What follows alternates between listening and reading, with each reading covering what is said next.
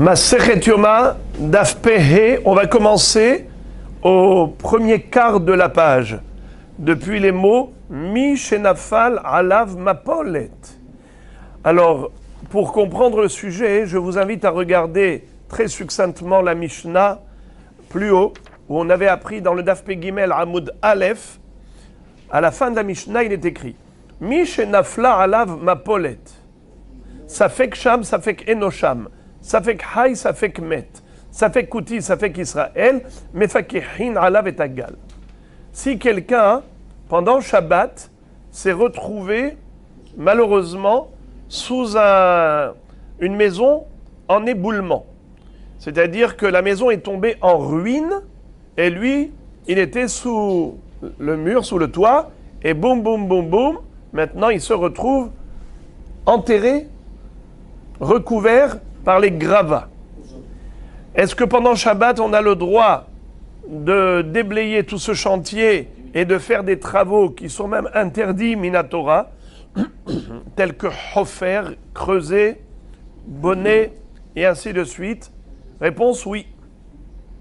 On a le droit, même si par exemple il faut faire sortir du Reshut HaYachid au Reshut HaRabim ses pierres, d'une manière ou d'une autre, quoi qu'il en soit, on a le droit de profaner le Shabbat pour sauver la vie de cette personne.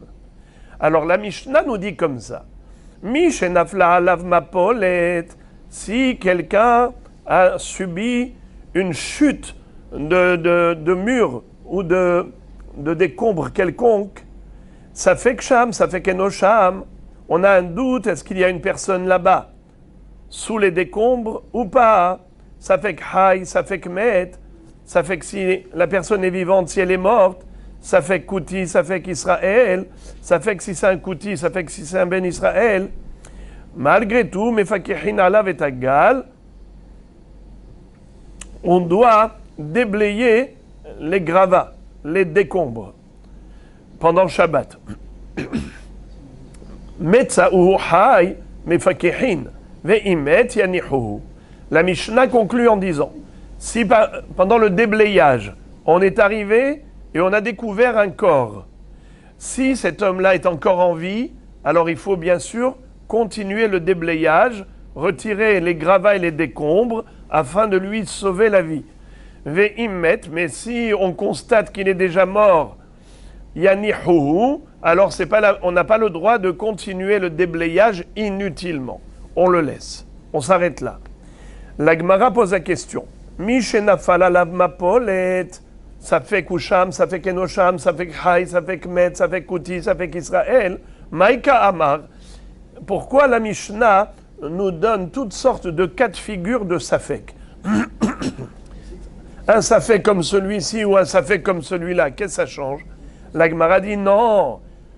L'homme Ibayaka Amar. Il ne faut pas comprendre que ce sont différents cas de figure. Pas du tout. Même si c'est dans le même cas de figure et on a des sfekot cumulés. On a des doutes cumulés. Comment ça? Je me pose la question. Voilà, j'ai vu une maison tomber en ruine. Malheureusement, ça s'est passé là-bas à Miami. Maison tombée en ruine. Maintenant, on peut se poser la question. Est-ce qu'il y a quelqu'un en dessous? Peut-être oui, peut-être non. Et même si cette personne, il y a une personne qui est en dessous, peut-être qu'elle est déjà morte. Mais tu dis non, mais peut-être qu'elle est encore vivante. Si elle est encore vivante, alors il faut agir rapidement. Après, tu te dis, ok, peut-être qu'elle est vivante. Alors, est-ce que c'est forcément un Israël pour avoir le droit de faire Hilul Shabbat? On a le droit de faire Hilul Shabbat pour un Israël. Alors, est-ce que c'est Moutar? Peut-être ça fait Kouti, ça fait Israël. Malgré tout, même si on va cumuler tous les doutes à la fois, malgré tout, même pour une chance sur 6, que ce soit une raison valable de déblayer, c'est moutard de déblayer. Peut-être que peut-être qu'il y a quelqu'un, peut-être qu'il n'y a personne. Et même s'il y a quelqu'un, peut-être qu'il est déjà mort. Et même s'il est encore vivant, peut-être qu'il n'est pas Israël. Alors tout cela, ça fait que on a peu de chance de faire Hilul Shabbat pour une bonne raison. Alors tu aurais dû dire, non, non, non, t'as pas à faire Hilul Shabbat. C'est ça le Hidush. Ça fait nefashot lehakel. Quand on a un safek pikuach nefesh, on autorise le hilul Shabbat pour sauver une vie. S'il y a zéro safek, si on est sûr qu'il n'y a aucune raison, alors pourquoi on va permettre? L'homme ibaya ka'amar. L'homme ibaya safek usham, safek enosham, de iite hayhu, de mefakhin. Et la filou safek hay, safek met mefakhin.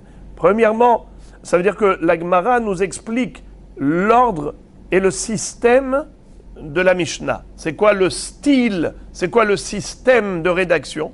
C'est qu'on est en train de te dire l'homme ibaya. Non seulement dans le cas l'homme ibaya, ça fait kusham, ça fait kenosham, de imiter hayhu de mefakhin, et la filou ça fait hay, ça fait met mefakhin.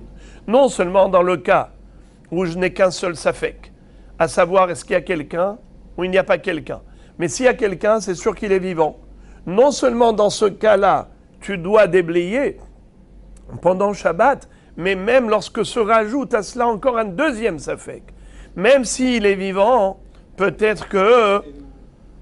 Pardon, excusez-moi. Même s'il y a quelqu'un là-bas, peut-être qu'il est déjà mort. De imiter hayhu de mefakhin. Et la filou safek hay safek met. C'est ça le hidouche du deuxième safek. Le deuxième safek, il se rajoute au premier. Déjà, j'avais un premier safek, peut-être qu'il n'y a personne.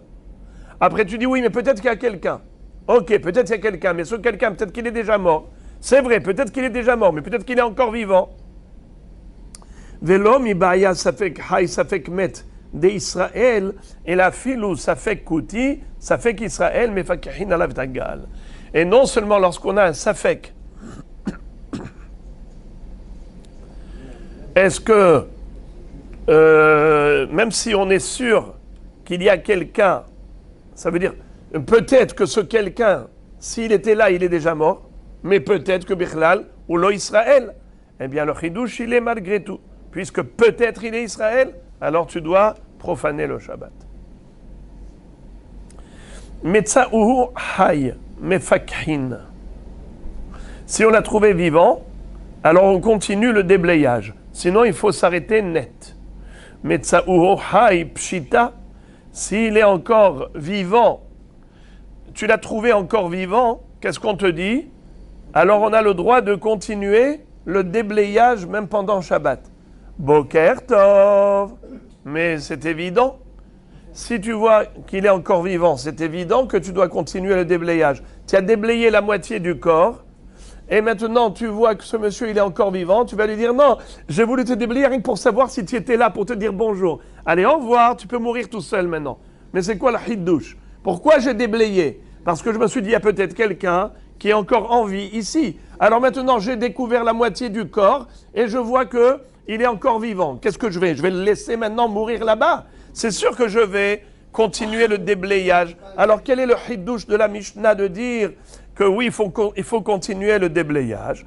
La Gemara de répondre, la tsericha d'afilu le hayesha'a.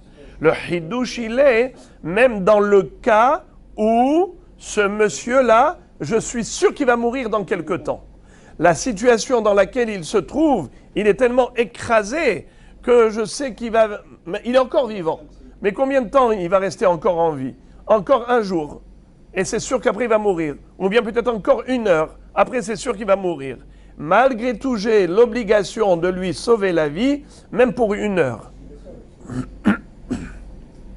Ça s'appelle Hayesha. Et même pour 1 minute. S'il va vivre encore 1 seconde, tant qu'il est encore en vie, il faut le sauver. Et c'est ça le hidouche.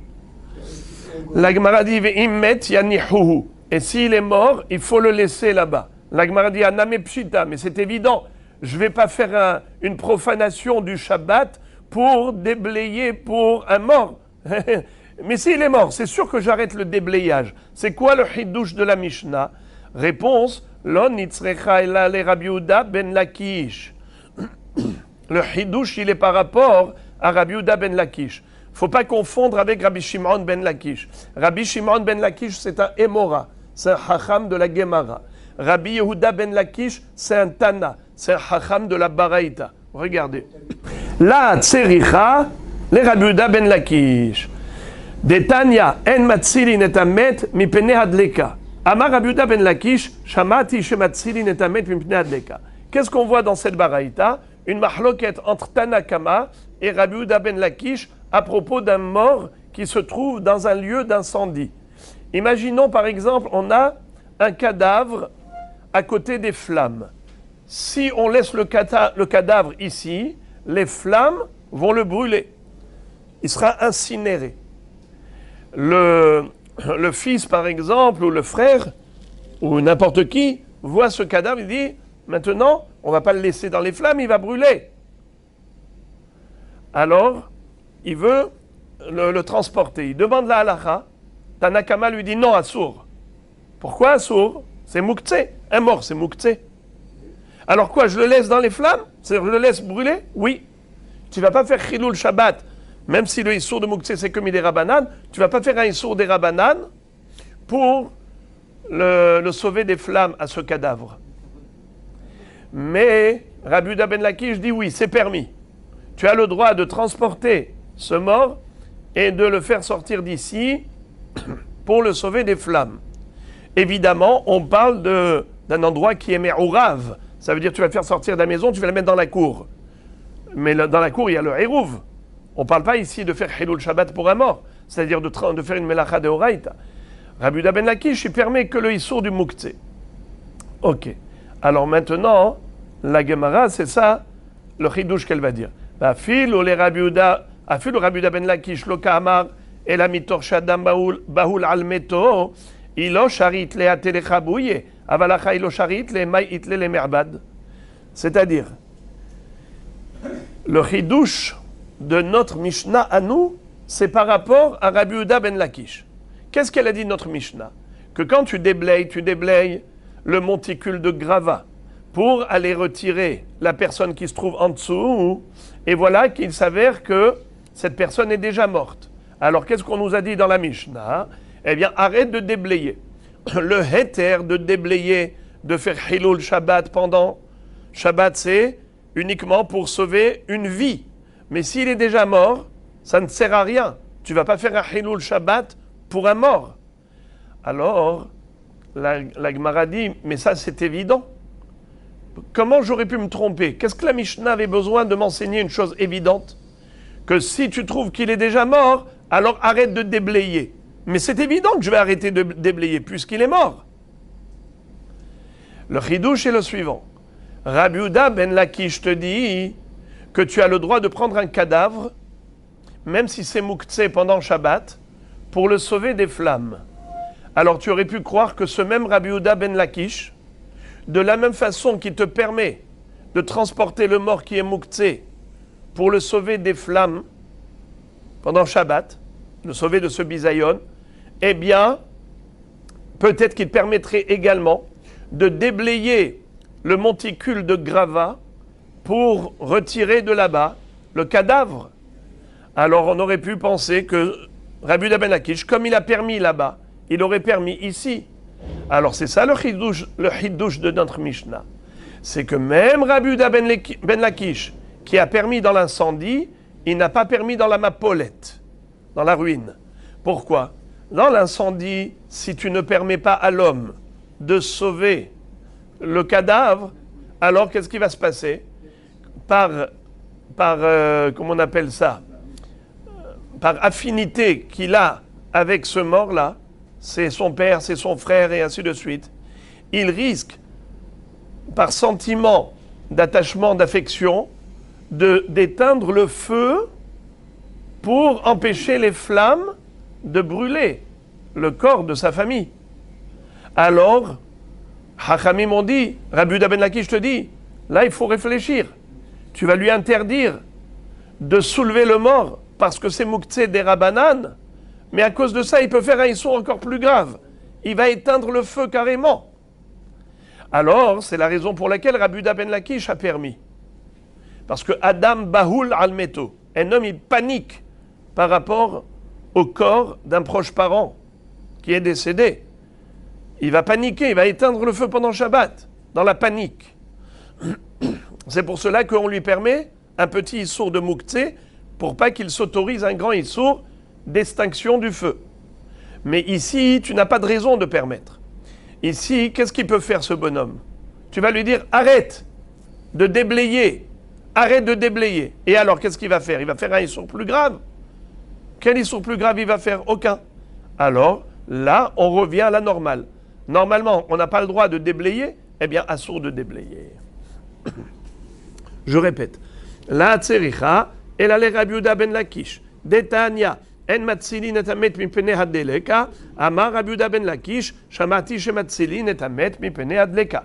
Vafilu Rabbi Yehuda ben Lakish loka amar, ela mitoch she'adam bahul al meto, ilo sharit le atelecha bouye. Aval hacha, ilo sharit le mait le me'abad. Voilà. Maintenant, on a dit que si tu as trouvé que cet homme est déjà mort, arrête-toi de déblayer. Question, comment tu sais qu'il est mort? Tanu Rabanan, Adechanu Bodek, Ad Hotmo, Veyesh Omrim, Ad Libo. Alors, il y a deux vérifications possibles. Soit le nez, soit le cœur. C'est une mahloket. A priori, c'est une mahloket. On a ici un Tanakama qui dit jusqu'où il faut déblayer, jusqu'aux narines, jusqu'au nez. Et là, tu vois, est-ce qu'il y a de l'air qui sort de ses narines? S'il respire par les narines, c'est qu'il est encore vivant. La respiration est signe de vie.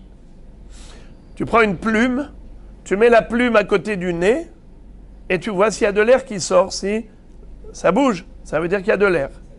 Alors il est encore vivant. Sinon, cette personne ne respire plus, c'est qu'elle est morte. Veyesh omrim ad libo. Il y a ceux qui disent, tu déblayes jusqu'au cœur. Et si tu vois qu'il n'y a plus de battement de cœur, le cœur ne bat plus, c'est qu'il est mort. Badak ou matza, maintenant la Braïta elle continue, elle nous dit, Badak ou matza elionim metim, lo yomar kvar metu atartonim.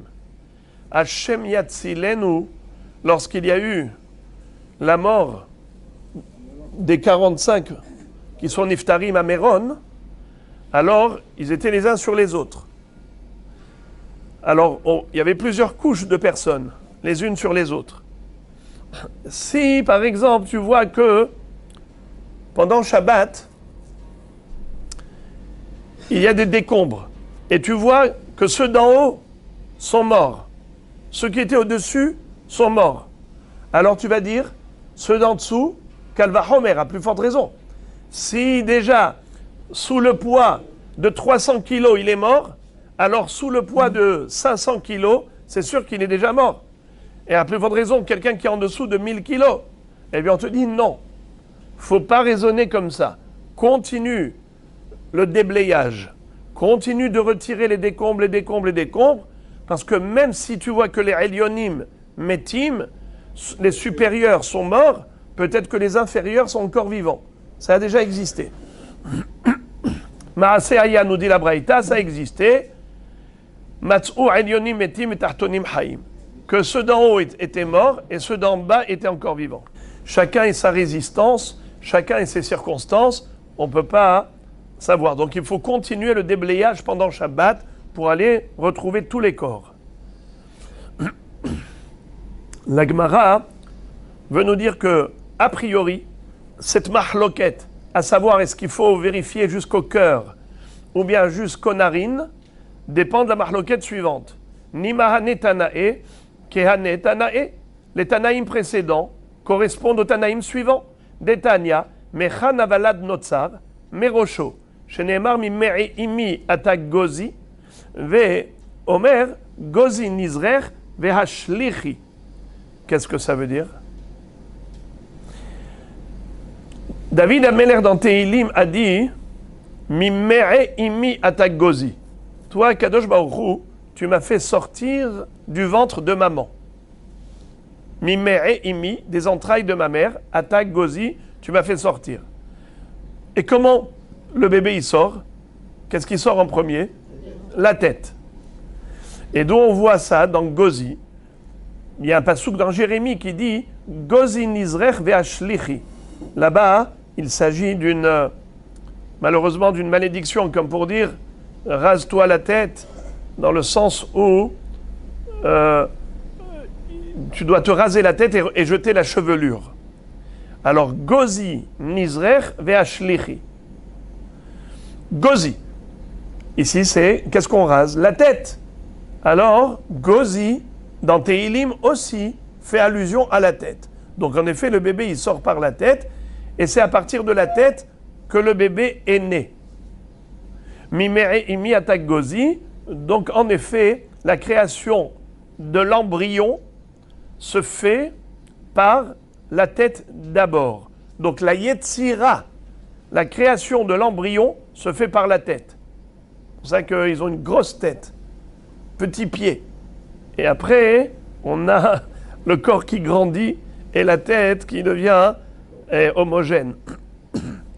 Abba Shaul Omer, mitiburo, umshaleach sharashav ilach va'ilach.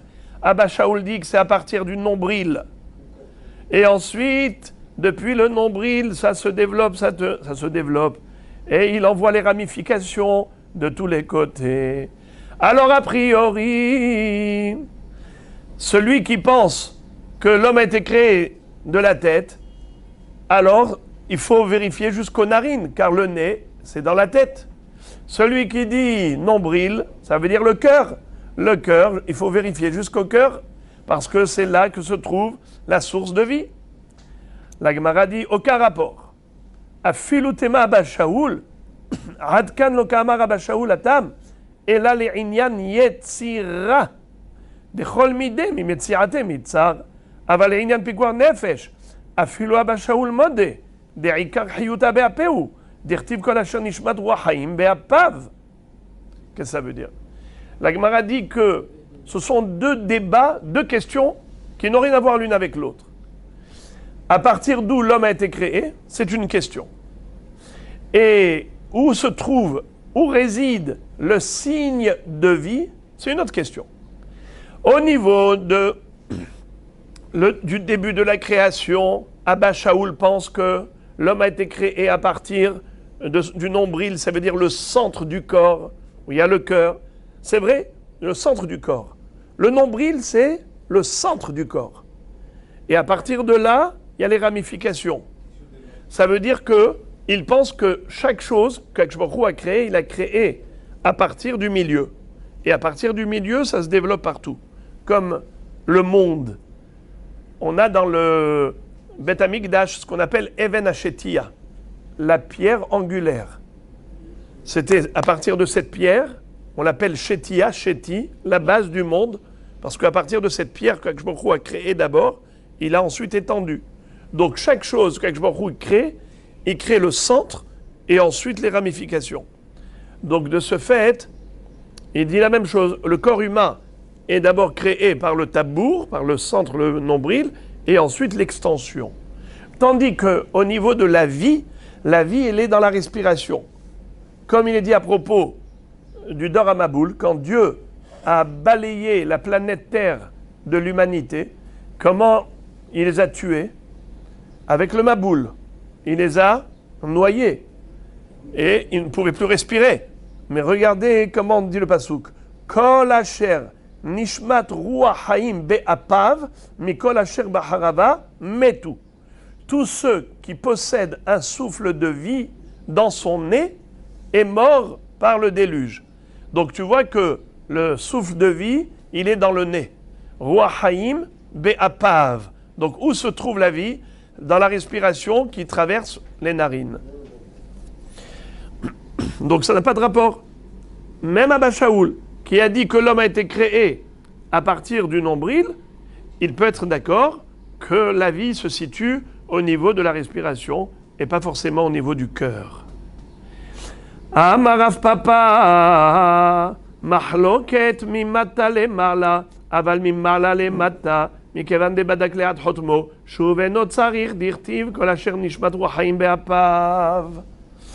a vu la mahloket à propos du déblayage. Si on a déblayé, jusqu'où tu dois déblayer encore? Alors il y en a un qui dit, si en arrivant au cœur, tu vois qu'il n'y a plus de battement, stop it.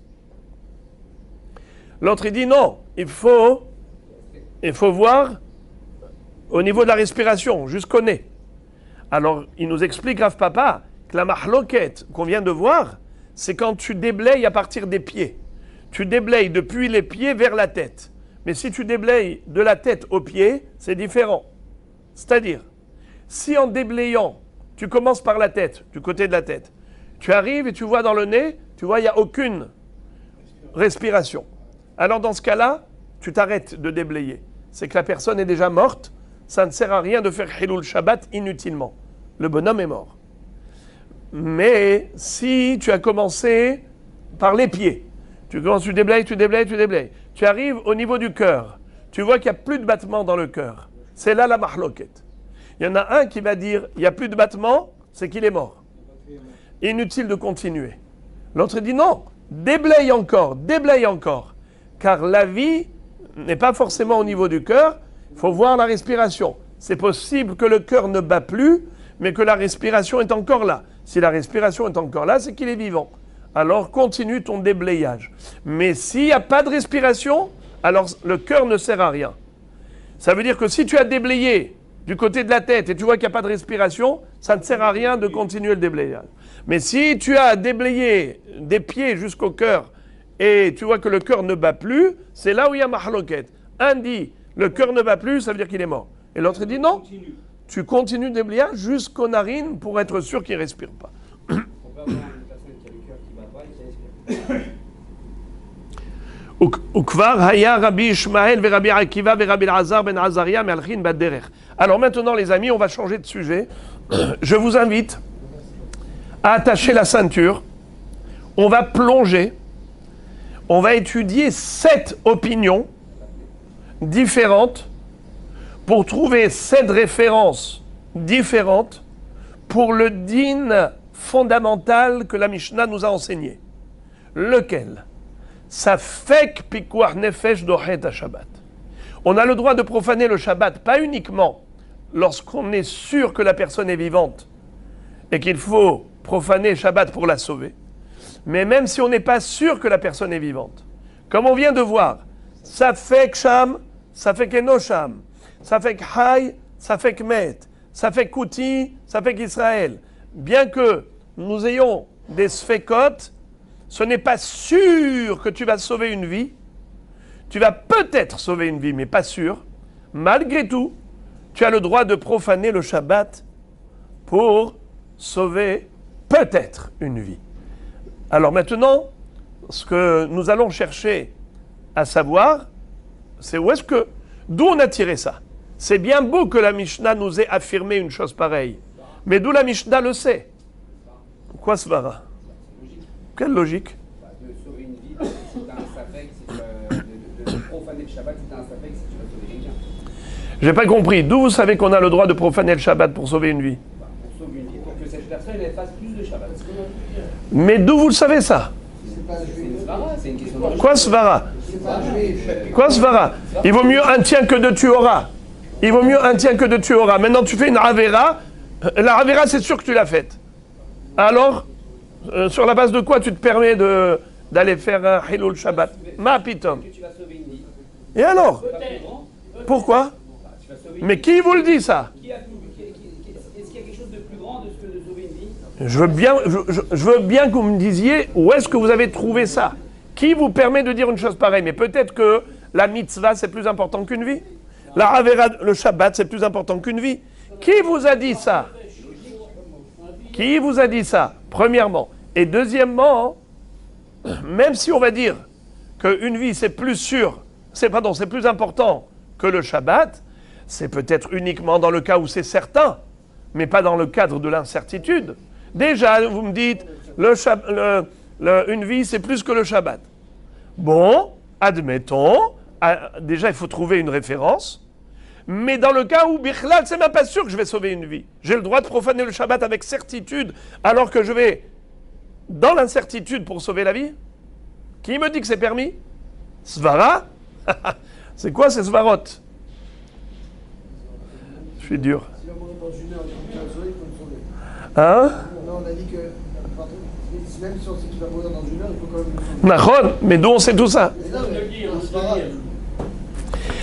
Alors, Raboïsaï, on va avoir maintenant 7 réponses à cela, mais la Gemara va réfuter une à une. D'abord, elle va nous les citer toutes, et après, on va les réfuter, et on va garder que la dernière. Ukvar aya Rabbi Ishmael, Rabbi Akiva, Rabbi Elazar ben Azaria me'alechin baderech, Levi Hasadar, Rabbi Ishmael beno shel Rabbi Elazar ben Azaria. Alors, regardez combien ils étaient ici. Quelqu'un voudrait me compter? Qui est-ce qui veut compter? Allez, regardez. Rabbi Ishmael, 1. Rabbi Akiva, 2. Rabbi Elazar ben Azaria, 3. Levi Hasadar, 4. Rabbi Ishmael, beno shel Rabbi Elazar ben Azaria, 5. Ça vous fait 5 hachamim. Nachon? Alors maintenant, il y avait les grands et ceux qui suivaient. C'était qui les grands? Rabbi Ishmael, Rabbi Akiva, Rabbi Elazar ben Azaria, Me'alchin baderech. Et qui est-ce qui les suivait? Les deux. Lévi Hasadar et Rabbi Ishmael, le fils de Rabbi Elazar ben Azaria. C'est qui Lévi Hasadar? Rashi nous dit que Lévi Hasadar, le pour Ashli Mahu. Rashi dit, je ne sais pas, qu'est-ce qu'il faisait ce monsieur qui était Sadar? Alors il y a ceux qui expliquent que Sadar, c'est celui qui était Messader, les Mishnayot et les Baraïtot.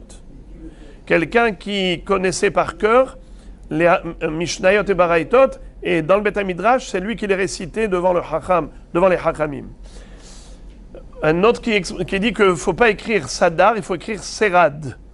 Ça veut dire celui qui faisait les Bigdé Serad, les beaux vêtements de soie et tout, les très beaux costumes. Bon, Bekitsour, on l'appelait comme ça. Nish Allah she'elazo bifnehem. Cette question fut posée devant eux. Laquelle question? Minain le pikuach nefesh et doheta Shabbat. D'où sait-on que pikuach nefesh et dohe Shabbat?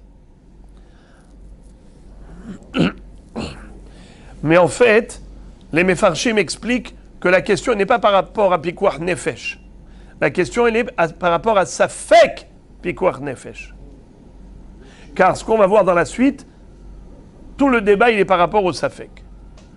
Voici le premier qui va donner la réponse. C'est Rabbi Ishmael.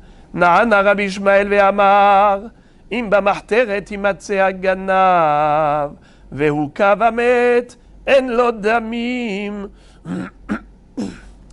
Quel est le din du voleur clandestin?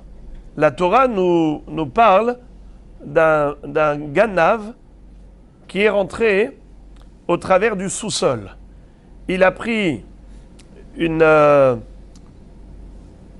clé passe-partout et il est rentré par la cave, par le sous-sol, il rentre à l'intérieur et il rentre et il commence à cambrioler. Ça s'appelle Baba Marteret, comme quelqu'un qui a percé un trou dans le mur, il a été Hoter Hatira et il est rentré à l'intérieur. D'accord? Maintenant il est à l'intérieur, il vole. Cet homme-là, si quelqu'un l'a tué, par exemple le propriétaire l'a attrapé en flagrant délit et l'a tué. Lui, il est venu pour te voler de l'argent. Toi, tu le tues. Alors, il est écrit dans la Torah, En lo damim. C'est-à-dire que, en fait, le propriétaire de la maison est totalement quitte innocent. On ne va pas le condamner parce qu'il a tué un homme. Pourquoi? Parce qu'on considère que celui-là, il est peut-être venu prêt à tuer le propriétaire. Pourquoi? Parce que il s'est dit, si jamais le propriétaire l'empêche et il va commencer à se battre avec lui, eh bien il faut être prêt à tout. Donc il a amené avec lui aussi son couteau, au cas où, son poignard, son revolver. Et de ce fait, étant donné que le propriétaire est dans un safek pikuach nefesh, il avait le droit, dans un cas de légitime défense comme celui-là, de tuer son prédateur. Alors donc, qu'est-ce que tu vois? Cet homme-là, ce n'est pas sûr qu'il est venu pour te tuer. Peut-être qu'il est venu juste pour voler. Ce n'est pas sûr qu'il est venu pour te tuer. Alors, malgré tout, qu'est-ce que dit la Torah? Tu as le droit de le tuer pour sauver ta vie. Ça veut dire que quoi? Que ça fait que pikuach nefesh doche Shabbat. Pourquoi ça fait que pikuach nefesh doche Shabbat? Car si ça fait que pikuach nefesh doche retzicha, kalvachomer ça fait que pikuach nefesh doche Shabbat. Qu'est-ce qui est plus grave? Hilul Shabbat ou le crime? Profaner Shabbat ou tuer quelqu'un? Qu'est-ce qui est plus grave? Tuer quelqu'un, c'est plus grave que profaner le Shabbat. Quelle est la preuve? C'est que on voit que à propos du crime, c'est écrit que dans la Torah qu'on est metamé et à aretz. Velo tetamé et à aretz asher ani shochen betocha. Le crime, c'est une impurification de la terre d'Israël. Le crime. Et deuxièmement, Akadosh Baruch Hu dit ani shochen betocha. Moi, je réside dans cette terre. Toi, maintenant, si tu vas rendre impure cette terre par le sang que tu fais couler du crime et de l'assassinat, moi, je quitte cette terre. Donc, il cause deux choses. Il rend Eretz Israël impur et il éloigne la Shekhinah du monde. Donc, c'est plus grave que Hilul Shabbat. Alors, on dit comme ça. Si déjà, pour sauver peut-être sa vie, parce que peut-être que le voleur est venu prêt à le tuer, c'est un sapek, c'est pas sûr. Malgré tout, tu as le droit de le tuer à ce voleur pour sauver peut-être ta vie, qui était peut-être en danger.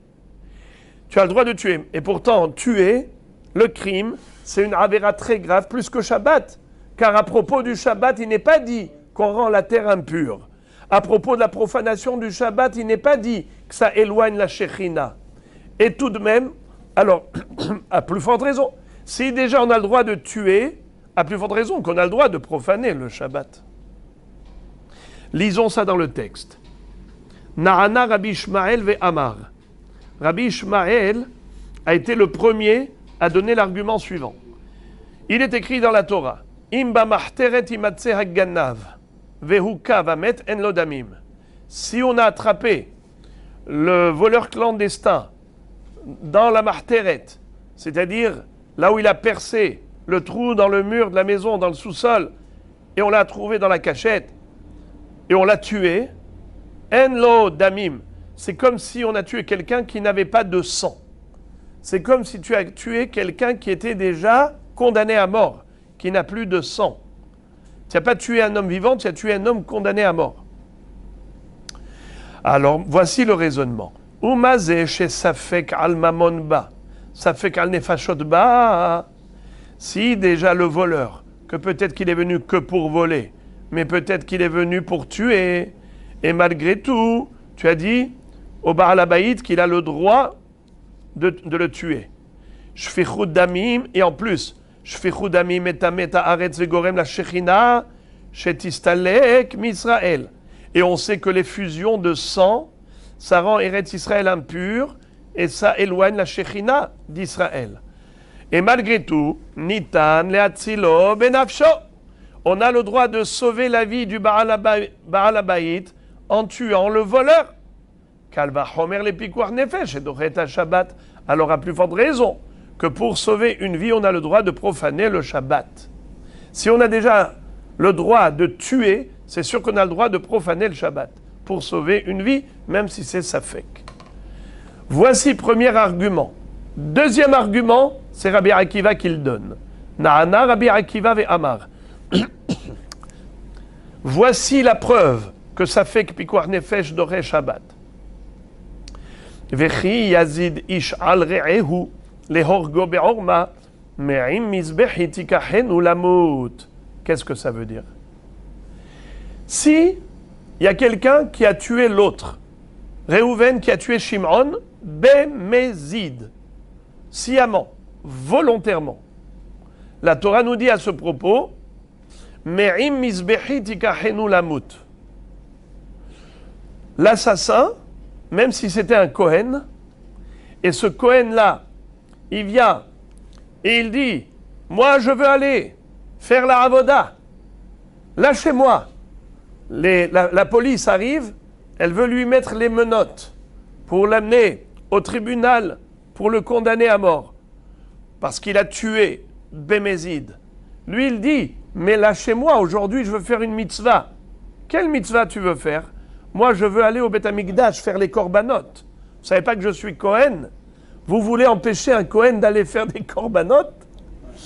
Alors la Torah nous dit, Me'im mizbehi tikachenu lamut. N'écoutez pas son argument, n'écoutez pas son argument. Du misbéach, tu le prends et tu l'emmènes au tribunal. Mais la Torah dit, Me'im mizbehi, et non pas Me'al mizbehi. Écoutez la déduction incroyable. S'il est écrit Me'al mizbehi, ça veut dire que même s'il est déjà en haut, sur le misbéach, en train de servir, tu dois lui mettre les menottes et le faire descendre de là-bas.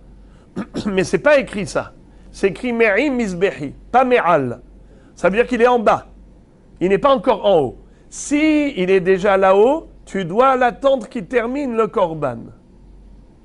Mais si il est en bas, il n'a pas encore commencé, mais il te dit je veux y aller, là tu l'attrapes et tu le retiens et tu le juges, tu l'emmènes au Beddin pour le juger.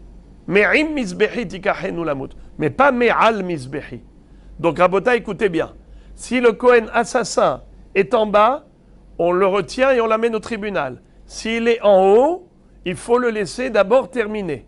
Car la Torah dit Me'im mizbehi tikachenu lamut, mais pas me'al mizbehi. Regardez maintenant le raisonnement de Rabbi Akiva, et qui est retransmis par Rabba Bar Hana au nom de Rabbi Hanan. Ve'amar Rabba Bar Hana, amar Rabbi Hanan, lo shanu ela lehamit, ava leachayot, afilu me'al mizbehi. Quand est-ce que l'on dit que tu ne vas pas faire descendre le Kohen qui est en haut au milieu de sa avoda pour aller le tuer parce qu'il a tué? Quand est-ce qu'on dit ça?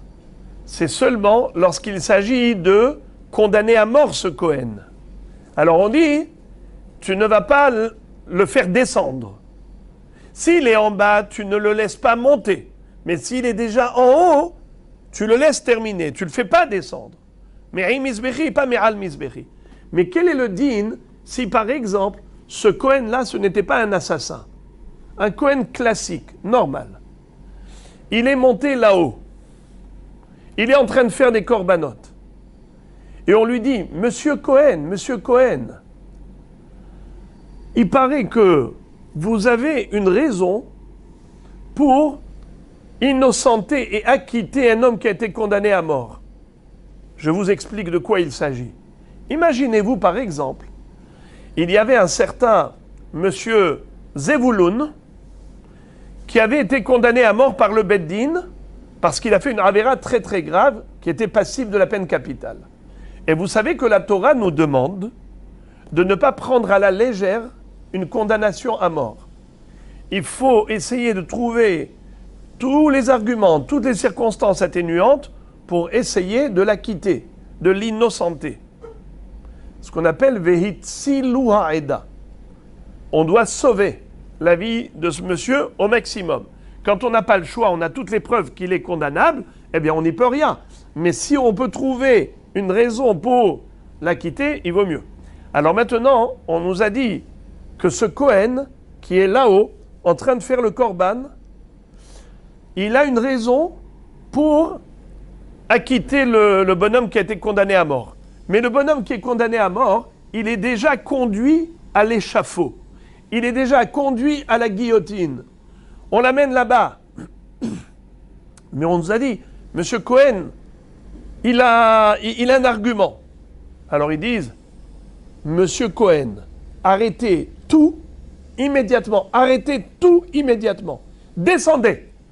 Il dit, mais attendez, mais je n'ai pas terminé mon korban. Descendez immédiatement. Pas une seconde de plus. Tu lâches tout et tu descends. Il y a une vie en jeu. Il descend, il va au Beddin, il dit Morav et Rabota, et voilà ce qui s'est passé, et on a acquitté ce bonhomme grâce à ça. Mais, parfois, il arrive, il descend, et son argument n'est pas valable. Et donc, il n'a pas réussi à acquitter le bonhomme. Alors maintenant, regardez la déduction, comment elle est belle. Matok mitvash. Et là, maintenant, Rabotai a attaché la ceinture, 45 secondes. Tu arrêtes le Kohen en plein milieu de son travail. Nachon?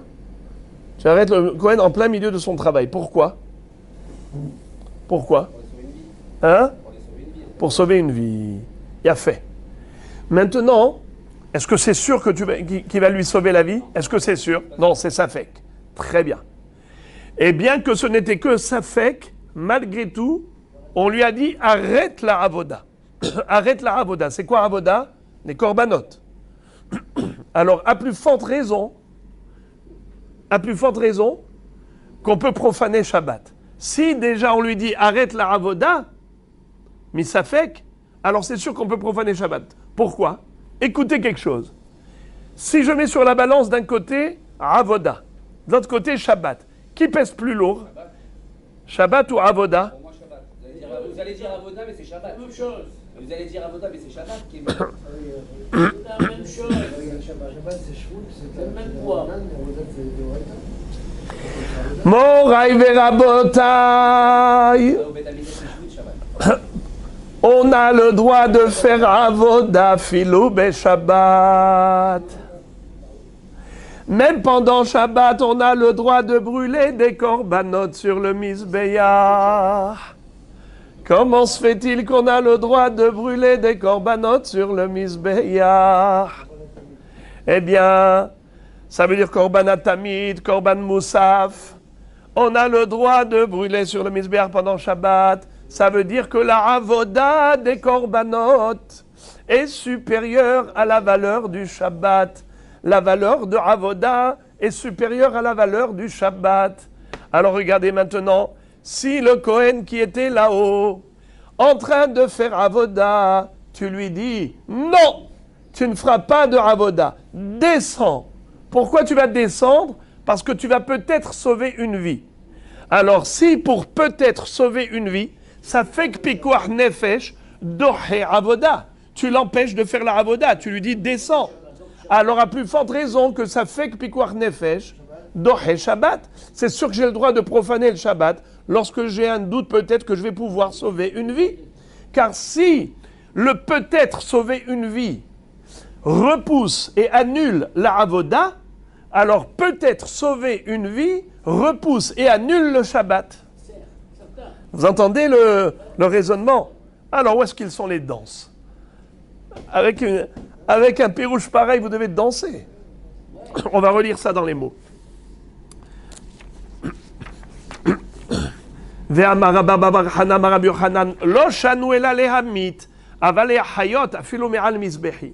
Quand est-ce qu'on dit que le Kohen, tu ne vas pas le faire descendre d'en haut? C'est lorsque tu as besoin de le condamner à mort lui-même, le Kohen qui était Rotseach.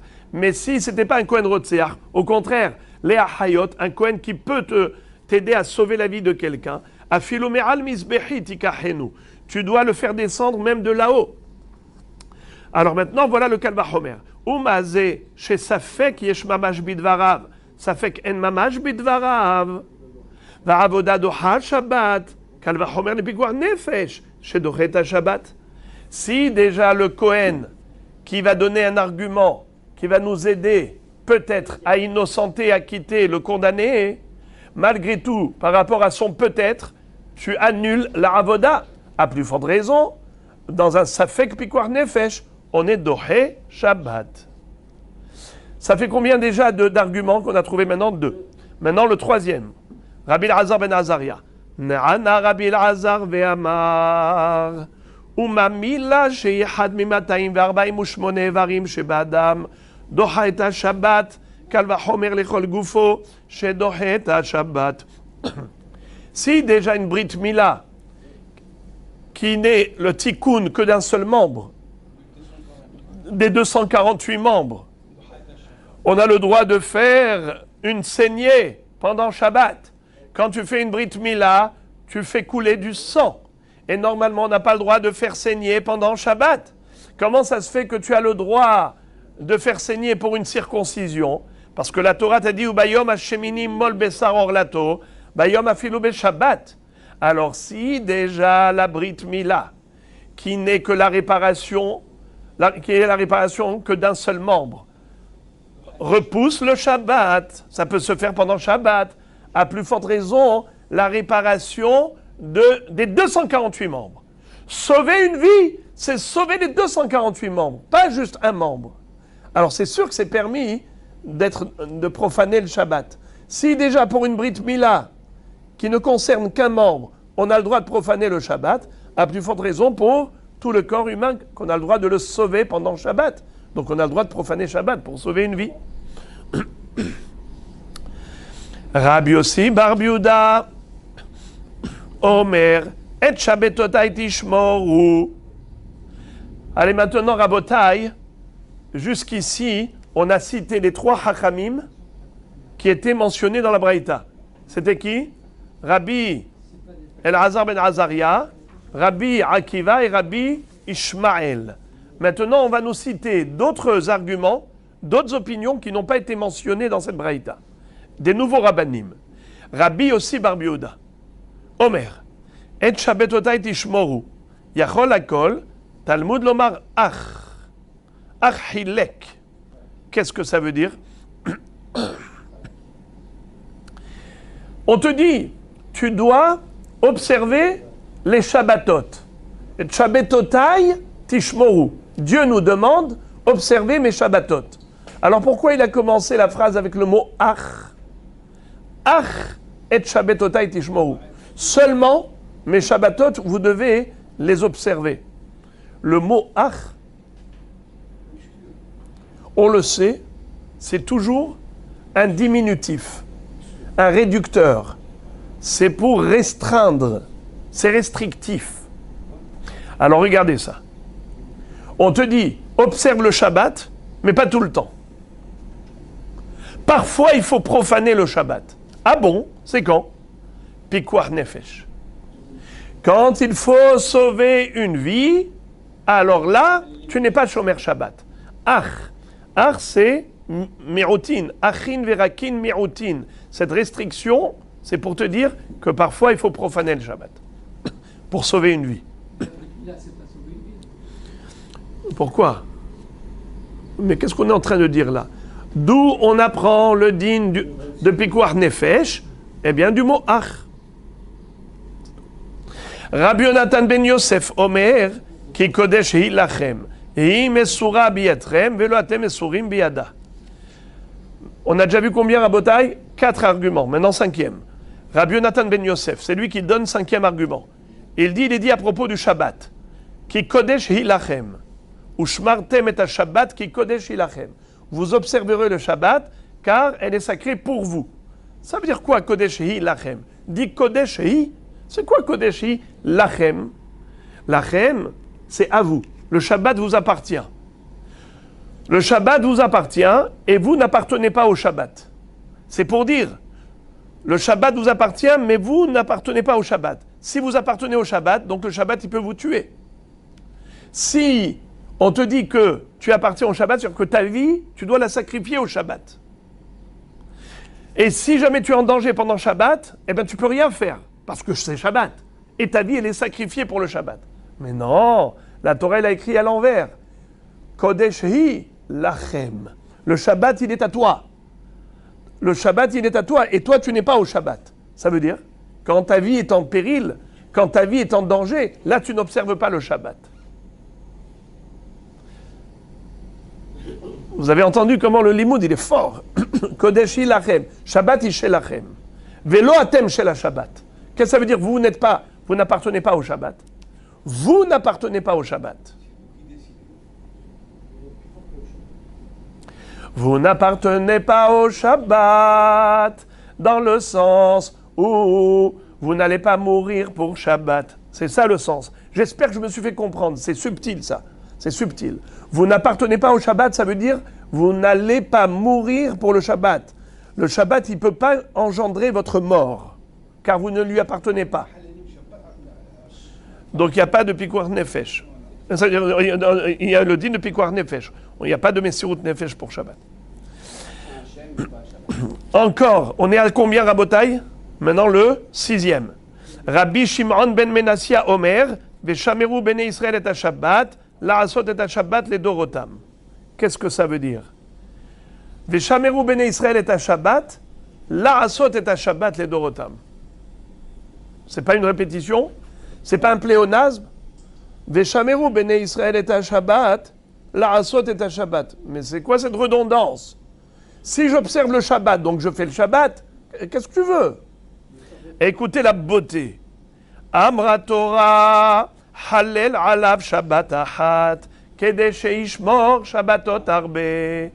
La Torah te dit, quand tu es Shomer Shabbat, mais prends en considération les futurs Shabbatot. Si par exemple le bonhomme, en étant Shomer Shabbat aujourd'hui, eh bien ce sera le dernier Shabbat de sa vie. Par exemple, il y a un incendie. Le bonhomme, il est entouré des flammes. S'il n'éteint pas le feu, il va mourir. C'est son dernier Shabbat. Alors on lui dit non, prends l'extincteur, éteins le feu. Mais comment ça? Mais je suis Mehalel Shabbat. On lui dit oui, mais grâce à cela, la Asot est à Shabbat les Dorotam. Tu vas faire encore Be'azrat Hashem d'autres Shabbatot si tu préserves ta vie. Hallel alav Shabbat achat, Kede sheishmor Shabbatot arbe. Profane pour lui ce Shabbat actuel pour lui permettre de sauver sa vie et d'avoir l'occasion d'accomplir d'autres Shabbatot. Donc maintenant on comprend. Veshameru bene Israël est à Shabbat, c'est vrai, mais attention, la Asot est à Shabbat, les Dorotam berit olam. Il faut prendre en considération les autres Shabbatot. Et si tu ne pourras pas faire d'autres Shabbatot à cause de ce Shabbat d'aujourd'hui, eh bien tu dois profaner le Shabbat d'aujourd'hui pour faire d'autres Shabbatot après. Ça fait combien on a dit? 6, le 7e. Amar Rabbi Yehuda Amar Shmuel. 7e argument. Shmuel va dire I Havai Hatam. Si j'étais parmi les Tanaïm, je leur aurais dit, moi je suis un Émora. Mais si j'étais parmi les Tanaïm, je leur aurais dit Didi, Adifa Mididou, Ava Amina, je leur aurais dit que ma preuve, elle est encore plus forte que la leur. Pourquoi? Parce que il est écrit dans la Torah, Vahai Bahem, Velo Shiyamut Bahem. C'est un pasouk. Ushmartem et Chukotai vet Mishpatai asher yase otam adam vahai bahem. Observez mes lois juridiques, que l'homme vivra par eux. En les accomplissant, l'homme vivra par mes lois. Il faut vivre par mes lois et pas mourir à cause de mes lois. Vahai bahem, velo shiyamut bahem.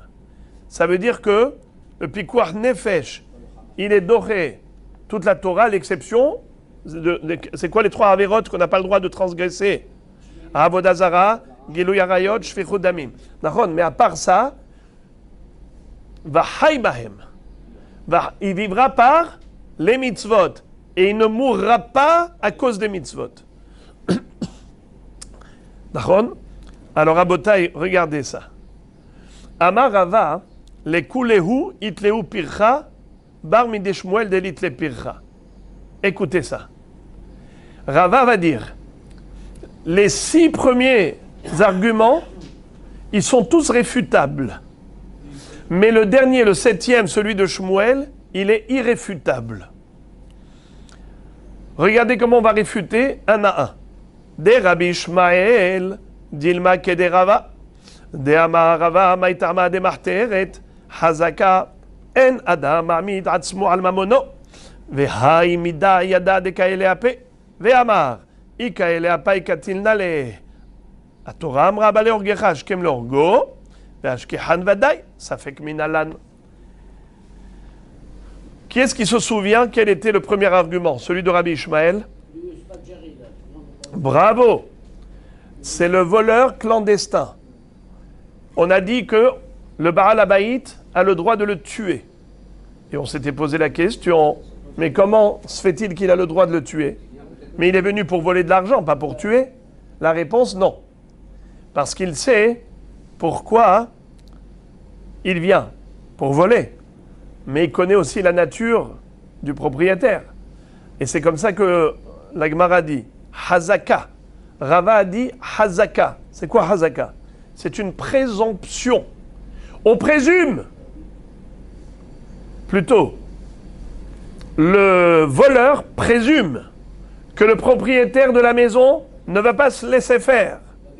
Et il le sait pertinemment que dès qu'il va voir qu'il lui vole ses millions, eh bien, il va se jeter sur lui, il va le tuer pour l'empêcher de lui voler ses millions. Alors, qu'est-ce qu'il va faire, lui, le voleur? Il dit, avant que lui me tue, je le tue. Il va attaquer pour se défendre. Alors, on dit au propriétaire, toi, attaque celui qui va t'attaquer pour se défendre. Tu as le droit de le devancer, de le tuer. Haba leorgecha, ashkem leorgo. Celui qui veut te tuer, devance-le et tue-le d'abord. Ça veut dire que, dans un cas de légitime défense, tu as le droit. Alors maintenant, la question, elle est comme ça. Est-ce que c'était Safek ou est-ce que c'était Vadaï? Nous, on avait cru que c'était Safek. Mais maintenant, la Gemara nous enseigne que c'est Vadaï, Hazaka. Donc, on n'a pas de preuve pour Safek Pikuach Nefesh et Doré Shabbat. Parce que ça, c'est vrai qu'il a le droit de tuer pour se sauver, pour sauver sa vie. Mais là, c'est une situation de Vadaï, ce n'est pas une situation de Safek. Encore, l'argument de Rabbi Akiva, lui aussi, il est réfutable. Des Rabbi Akiva Nami. Qui est-ce qui se rappelle, c'était quoi l'argument de Rabbi Akiva? C'était l'histoire du Kohen, en haut du Misbéach. On a le droit de faire descendre pour aller témoigner en faveur d'un homme qui a été condamné pour lui sauver la vie. Bien que on n'est pas sûr que son argument sera accepté par le tribunal. Et tout de même, on a le droit de lui dire arrête la avoda.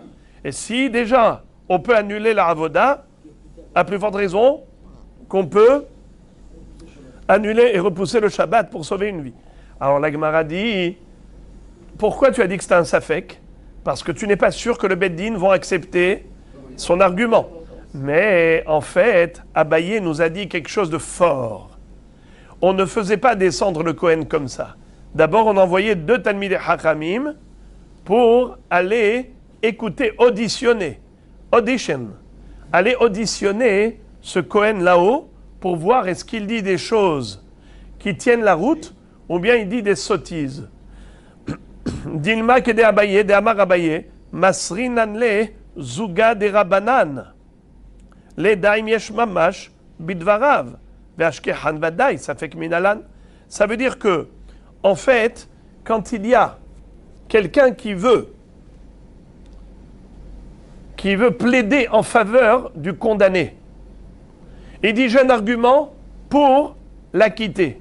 Est-ce que immédiatement on le ramène au Beddin? Non. D'abord on envoie 2 Talmidei Chachamim. On dit allez-y vous, en tant que Talmidei Chachamim, allez-y mener l'enquête.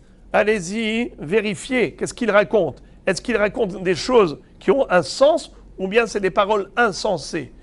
On va pas se moquer de nous à longueur de temps. Il faut que ce soit des choses sérieuses. Alors on envoie un Talmidei Chacham, 2 Talmidei Chachamim. Alors là pareil, on envoie les 2 Talmidei Chachamim là-haut, Misbéach. Et ces 2 Talmidei Chachamim disent, dis-nous, qu'est-ce que tu veux dire toi? Ou bien même s'ils ne montent pas là-haut, ils sont en bas.